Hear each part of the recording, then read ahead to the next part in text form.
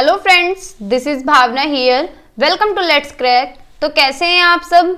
I hope आप सब अच्छे होंगे, तैयारी कर रहे होंगे क्योंकि एग्जाम में ज़्यादा टाइम तो बचा नहीं है।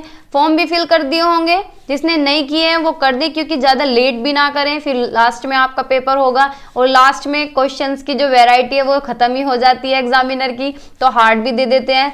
तो अपना फॉर्म डाल दें जल्दी से जल्दी, ठीक है। तो स्टार्ट करते हैं सेशन को। हम ईवीएस कर रहे हैं, डेली क्लास हो रही है ईवीएस की। इतने इंपॉर्टेंट टॉपिक हम कर चुके हैं। जानवर हम कर चुके हैं, पौधे, आश्रय, पानी, नक्शा और दिशा और यात्रा, ये सारे टॉपिक हम कंप्लीट कर चुके हैं प्रीवियस वीडियोस में। अगर आपने नहीं देखी है तो जाकर देख लें, मैं आई बटन में लिंक दे दूंगी, ठीक है। बाकी मैथ की पेडागोजी कंप्लीट कर चुके हैं। अब इसके बाद हम करेंगे साइंस पेडागोजी, सॉरी इसके बाद नहीं, इसके साथ ही करेंगे, आज या कल में भी, है ना। तो आज हम करने वाले हैं बेसिक्स ऑफ केमिस्ट्री, भौतिक का आधार, ठीक है। आज हम पढ़ने वाले हैं कोयले के बारे में। कोयल, ठीक है, कोयला। तो कोयला क्या है? कोयला is a non renewable energy source because it takes millions of years to come forms. कोयला क्या है? नॉन रिन्यूएबल है, यानी एक बार अगर यूज हो गया तो दोबारा यूज नहीं कर सकते, एक बार अगर खराब हो गया तो दोबारा से रिन्यूएबल नहीं हो सकता। इसलिए हाथ सेकना बंद करें। जो सर्दियों में हाथ से सिकाई करते हैं फिर कोयला खत्म हो जाएगा, आगे बच्चों के लिए हाथ सेकने के लिए नहीं बचेगा। तो कोयला क्या है? नॉन रिन्यूएबल है और इसे क्या है? मिलियंस ऑफ ईयर्स लगते हैं दोबारा से फॉर्म होने में, दोबारा से बनने में लाखों साल लगते हैं, ठीक है। तो ये क्या है? नॉन रिन्यूएबल है। कार्बन इसका मेन कंस्टिट्यूट है, यानी अगर हम कोयले को जला रहे हैं तो इसका मतलब हम कार्बन को जला रहे हैं, ठीक है। इसका मतलब हम कार्बन जला रहे हैं, ठीक है। ये कार्बन इसका मेन कंस्टिट्यूएंट है। Coal is mainly use for formation of, ये किस चीज में यूज होता है? इलेक्ट्रिसिटी। इलेक्ट्रिसिटी बनती है, कोयला बनते हैं और कोयला तार बनते हैं। इलेक्ट्रिसिटी पहले टाइम पे आपने देखा होगा ट्रेन कोयले से चला करती थी, जैसे कि गदर फिल्म तो सभी ने देखी होगी। उसमें क्या करते हैं? कोयला डालते हैं ट्रेन में तो चलती है वो। अब लेकिन अब कोयले से नहीं चलती, अब ये इलेक्ट्रिसिटी में काम आता है और हाथ सेकने के तो काम आता ही है, ठीक है। कोयले और कोयल तार में काम आता है, ठीक है। कहाँ पे पाया जाता है? इसका मुख्य जो है वेस्ट बंगाल और झारखंड में ये पाया जाता है, ठीक है। पश्चिम बंगाल और झारखंड भारत के प्रमुख कोयला उत्पादक राज्य हैं, ठीक है। फिर कुछ बात है पेट्रोलियम के बारे में। पेट्रोलियम क्या है? ये भी एक फॉसिल फ्यूल है, यानी जीवाश्म ईंधन है, सॉरी जीवाश्म ईंधन है, ठीक है। ये क्या है? स्मेली है, थिक है, यानी गाढ़ा है, खुशबू बदबूदार है, किसी को खुशबू भी आती है, बदबूदार है। फ्लेमेबल है, यानी जल भी सकता है। Yellow to black colour texture of gases, यानी पीले से काले रंग का गैसीय ठोस और तरल हाइड्रोकार्बन का मिश्रण है, ठीक है। ये गाढ़ा गाढ़ा सा होता है ऐसा, ठीक है। देखा तो सभी नहीं है। जो पृथ्वी की सतह के नीचे स्वाभाविक रूप से होता है, होता कहाँ पे है? नीचे, ठीक है। और बना कैसे है ये? पुराने टाइम में क्या हुआ था, जो ऑर्गेनिज्म थे, प्लांट्स थे, तो वो धरती के नीचे, समुद्र के नीचे रह गए थे, मर गए थे मतलब, तो उनके जो अवशेषण हैं उनसे ये बना था, ठीक है। उनसे ये पेट्रोल बना है। जैसे कि कुछ पृथ्वी पे आ जाए, आपदा आ जाए, कुछ भी हो जाए और हम सब पृथ्वी सारा जीवन खत्म हो जाए, फिर लाखों साल बाद, लाखों करोड़ों साल बाद दोबारा जीवन अगर शुरू हो तो वो हमारे जो अवशेष होंगे उसी से ही पेट्रोलियम बनेगा, लोग हमें गाड़ियों में यूज करेंगे, ठीक है। ये तो मजाक की बात हुई, लेकिन ये सही बात है। इसका निर्माण प्राचीन समुद्री जीवों और वनस्पतियों के अवशेषों द्वारा हुआ है, ठीक है। ये रिफाइंड, इसे ठीक किया जाता है रिफाइंड और डिस्टिलेशन के प्रोसेस, इससे गैसोलीन, पेट्रोल भी इससे बनता है। ल्यूब्रिकेंट, जो हम साइकिल और बाइक में ग्रीस यूज करते हैं, ल्यूब्रिकेंट्स वो भी इसी से बनता है। डीजल, केरोसिन ऑयल, ठीक है, और गैस इसी से बनती है जब इसे फिल्टर करते हैं, ठीक है, जब इसे रिफाइन करते हैं।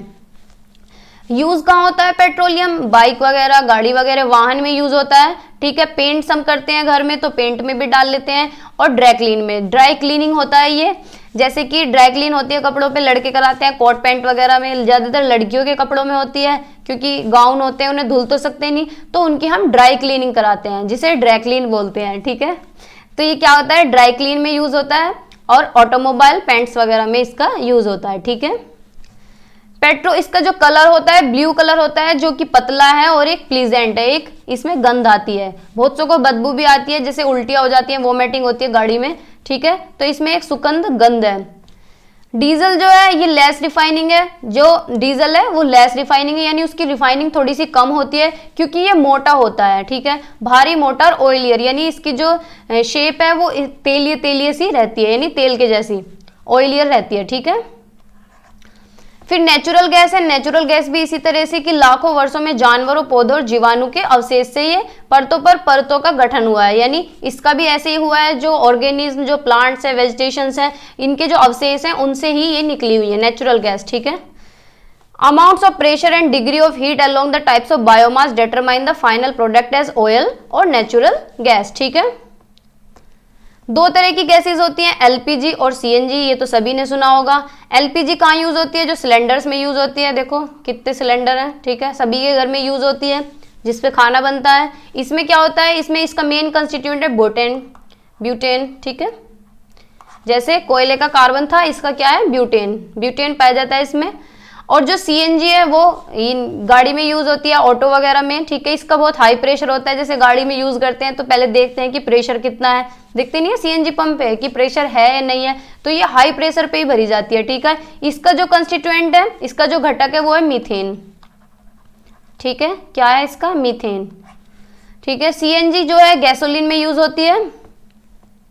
फिर कुछ बातें एयर पोल्यूशन की। एयर पोल्यूशन क्या होता है? यानी वायु प्रदूषण, जो हवा दूषित हो जाती है। दूषित कैसे होती है? उसे भी हम ही लोग करते हैं, जो हम गाड़ी यूज करते हैं, हम ये ऑटो वगैरह, बाइक वगैरह, जितने भी वाहन हम यूज करते हैं, उनसे जो गैसेज निकलती हैं, उनसे जो धुआं निकलता है, वो हमारी वातावरण में मिक्स हो जाता है, हमारी हवा में मिक्स हो जाता है। और हम फैक्ट्रियों में से क्या है? चिमनी में से धुआं निकल रहा है, ये भट्टे होते हैं, इनमें से चिमनी में से निकलता है, तो ये चीजों से ही एयर पोल्यूशन होता है, ठीक है। सब हमारी ही गलती है सभी की।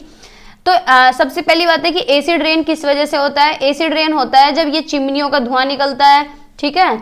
और जो हम फॉरेस्ट मतलब पेड़ों को फूकते हैं, उससे जो गैस निकलती है, ठीक है, और गाड़ियों से जो निकलती है, चिमनियों से जो निकलती है, जब सारी चीजें मिल जाती हैं तो एसिड रेन होती है, यानी अम्लीय वर्षा। उसमें कौन कौन सी गैस पाई जाती है? SO2 sulphur dioxide, nitrogen oxide, NO2 लिख देती हूँ, कार्बन डाइऑक्साइड, ये तीनों गैस जब मिक्स हो जाती है तो एसिड रेन होती है, यानी बारिश की बूंदों में एक तरह से एसिड आता है, ठीक है। ये क्या है? फसल को खराब कर देती है, क्रॉप प्लांट्स को भी खराब करती है, पेड़ों को, बिल्डिंग्स को, जैसे कि ताजमहल है और मॉन्यूमेंट्स, इन्हें क्या कर देती है? पीला पीला कर देती है, सारा इनका मार्बल है वो खराब हो जाता है, पेड़ खराब हो जाते हैं, मतलब ये बहुत ही खतरनाक होती है, ठीक है, अम्लीय वर्षा। ये ग्रीन हाउस इफेक्ट को भी करती है और ग्लोबल वार्मिंग का भी ये कारण है, ठीक है। अम्लीय वर्षा जो होती है यही ग्लोबल वार्मिंग का कारण है, और ये गैसियस इफेक्ट यानी ग्रीन हाउस इफेक्ट का भी ये एक मुख्य कारण है, ठीक है। और इसकी वजह से क्या होता है? एक्सेसिव हीटिंग होती है, यानी गर्मी जो बढ़ती है ना, वो इसी की वजह से होती है। देखो ताजमहल भी दिखाया हुआ है, जो आधा येलो हो रहा है, ये एसिड रेन की वजह से ही हो रहा है, ठीक है, ठीक है। फिर वायु प्रदूषण के प्रभाव क्या है? देखो कितनी ज्वलनशील हमारी पृथ्वी हो गई है, तो ये हमारी सभी की गलती है ना। तो हमें पब्लिक कन्वेंस यूज करना चाहिए, अपनी गाड़ी नहीं लेनी चाहिए। Green house is naturally occurring phenomenon that is responsible for heating of earth surface and atmosphere, यानी ग्रीन हाउस इफेक्ट की वजह से क्या है? जो अर्थ सरफेस है वो हीट हो रही है, हमारा जो वातावरण है वो गर्म हो रहा है। हिंदी में पढ़ लेते हैं। ग्रीन हाउस प्रभाव स्वाभाविक रूप से होने वाली घटना है जो पृथ्वी की सतह और वायुमंडल के गर्म होने के लिए जिम्मेदार है, ठीक है। इसमें गैस कौन सी होती है? ग्रीन हाउस की कौन सी गैसेज हैं? CO2 और मीथेन, ठीक है। CO2 and methane gases are greenhouse gases. Increase in the level of greenhouse gases has led to considering heating of earth leading to global warming. इसी वजह से ग्लोबल वार्मिंग होती है। तो ये ग्रीन हाउसेज गैसेज हैं, कुछ क्वेश्चन में ऐसे रख देगा और पूछ लेगा कि कौन सी ग्रीन हाउस गैस है, तो CO2 है, मीथेन है, नाइट्रस ऑक्साइड है यानी NO2 है, और water vapour, ozone, water vapour, ozone, और ये क्या है? CFC chlorofluorocarbon. इसकी फुल फॉर्म भी पूछ लेता है। CFC क्या होता है? क्लोरोफ्लोरोकार्बन, ठीक है। हिंदी में भी क्लोरोफ्लोरोकार्बन ही लिखा मिलेगा। फिर माउंटेन क्लाइंबिंग यानी पर्वतारोहण, इससे भी एक क्वेश्चन आ जाता है। माउंट एवरेस्ट की जो ऊंचाई है वो है 8900 मीटर और 8848, ठीक है। सी लेवल से इतनी ऊपर है ये, ठीक है, यहाँ से देखो इतनी ऊपर है, ठीक है। ये कहाँ है? नेपाल हिमालय में है। इसे बोला जाता है सागर मथा। क्या बोला जाता है? सागर मथा। और तिब्बत में बोला जाता है चोमोलुंगा, ठीक है, ये रहा हिंदी में। और क्या बोला जाता है? सागर मथा, ठीक है। ये नेपाल हिमालय में है। और बछेंद्री पाल जो है, बछेंद्री पाल माउंट एवरेस्ट की चोटी तक पहुंचने वाली भारत की पहली महिला है और दुनिया की 5वीं महिला है, ठीक है। पहली महिला कौन है? बछेंद्री पाल, और ये अगर वर्ल्ड में पूछा जाए तो 5वीं महिला है, ठीक है। फिर कुछ और इंपॉर्टेंट पॉइंट्स हैं अबू धाबी के बारे में। अबू धाबी से भी ईवीएस में क्वेश्चन आता है। अबू धाबी कहाँ है? रेगिस्तान में है, हिंदी में पढ़ते हैं। अबू धाबी कहाँ है? रेगिस्तान में स्थित है। यहाँ पानी बहुत कम है क्योंकि सारे में रेत ही रेत है, पानी नहीं है, पानी की मात्रा बहुत कम पाई जाती है। ना तो यहाँ पे बारिश है, ठीक है, ना यहाँ पे झील है, ना यहाँ पे नदियां हैं, ना यहाँ पे रिवर है, ना तालाब है, और ना ही भूजल होते हैं, ठीक है। यानी धरती के नीचे ना तो पानी मिल रहा है और ना ही यहाँ पे कोई रिवर है, ना कोई पॉन्ड है। लेकिन रेत के नीचे क्या मिलता है? तेल मिलता है, ठीक है। अगर कोई अबू धाबी जाए तो वहां से तेल ले आना, क्योंकि वहां तेल मिलता है। वहां तेल की कीमत नहीं है, वहां पानी की कीमत है, ठीक है। तो इन लोगों के यहाँ पे तेल पाया जाता है, ठीक है, ध्यान रखना है ये। यहाँ खजूर के पेड़ ही होते हैं। अबू धाबी में बड़ी खिड़कियां होती हैं, घर में ऊंची इमारतें होती हैं, लेकिन वो खिड़कियां खोलते नहीं है क्योंकि वहाँ इतनी गर्मी है। अब गर्मी तो होगी क्योंकि ये जो रेत है, जब धूप निकलेगी तो ये गर्म होगा, ये बिल्कुल आग बबूला हो जाएगा और फिर ये हीट प्रोड्यूस करेगा। तो हीट क्या है? फिर घरों में जाएगी। तो इसलिए ये खिड़कियां नहीं खोलते हैं। यहाँ पे बहुत ज़्यादा गर्मी होती है, खिड़कियां बड़ी बड़ी होती हैं। यहाँ मौसम इतना गर्म होता है कि लोग ढीले सूती कपड़े पहनते हैं। देखो ये भूत जो बन रहे हैं ना, ये लोग क्या है? सूती कपड़े पहनते हैं। और ऐसा नहीं है कि अभी पहन रहे हैं, अभी आईफा अवार्ड हुआ था, उसमें भी अबू धाबी के जो लोग थे उन्होंने यही कॉस्ट्यूम्स पहने हुए थे, ठीक है। इनके घर में कोई फेस्टिवल और शादी हो तो ये इसी पोशाक में मिलेंगे, ठीक है, सफेद कपड़ों में, फुल कवर, ठीक है। यहाँ मुद्रा के रूप में ये क्वेश्चन बहुत पूछा जाता है। मुद्रा की यहाँ की जो करेंसी है वो है दिरहम, ये इंपॉर्टेंट है, ठीक है। यहाँ की जो करेंसी है वो दिरहम है और यहाँ की लैंग्वेज है अरेबिक, ठीक है, अरबी लैंग्वेज, और दिरहम यहाँ की करेंसी है। ये पूछता है अबू धाबी की करेंसी और अबू धाबी की लैंग्वेज, ठीक है, ये आपको याद रखनी है।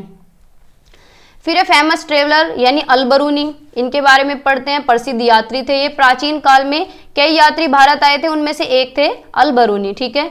उस अवधि के भारत में बारे में बहुत उपयोगी जानकारी प्रदान की है। इन्होंने बहुत सारी जानकारी दी है हमें। ये महमूद गजनी के साथ आए थे भारत में, और कहाँ के थे? उज्बेकिस्तान के रहने वाले थे, ठीक है। अल बरूनी ने भारत के बारे में विवरण दिया है। इन्होंने बुक लिखी है तहकीक-ए-हिंद, ये इंपॉर्टेंट है, और किताबुल हिंद, ठीक है, तहकीक-ए-हिंद और किताबुल हिंद, 2 किताबें लिखी हैं जिनमें इन्होंने बताया है हमारे यहाँ के बारे में कि हमारे यहाँ कितने जल हैं, नदियाँ, तालाब, रिवर, पॉन्ड, सारी चीज़ों के बारे में डिस्क्राइब किया है। अगर आपको इनकी बुक लेनी है तो अमेजन से ले सकते हैं, ठीक है। ये मजाक है वैसे, लेकिन ये बुक पूछ लेते हैं कि ये बुक दी है इन्होंने तहकीक-ए-हिंद और किताबुल हिंद, ठीक है, 2 किताबें इन्होंने लिखी हैं। फिर एक और फेमस ट्रेवलर है वास्को डी गामा। ये भी पुर्तगाली यात्री थे जिन्होंने 1498 में समुद्र के मार्ग से भारत आए थे और ये कालीकट पर उतरे थे, ठीक है। 1498 में आए थे और कालीकट घाट पे यहाँ उतरे थे। यहाँ कालीकट है ये, ठीक है, लिखा क्यों नहीं जा रहा? ये कालीकट है, ठीक है, कालीकट घाट पे ये उतरे थे। वह अटलांटिक महासागर के रास्ते से भारत पहुंचने वाले पहले यूरोपियन थे, ठीक है। तो आज की वीडियो में इतना ही। मिलते हैं नेक्स्ट वीडियो में आगे के टॉपिक्स के साथ। अगर आपने चैनल को सब्सक्राइब ना किया हो तो कर दें, जिससे आपको टाइम टू टाइम नोटिफिकेशन मिलता रहे और मुझे मोटिवेशन मिलता रहे, ठीक है। तो हम वीडियो को बंद करते हैं। Thank you, bye bye.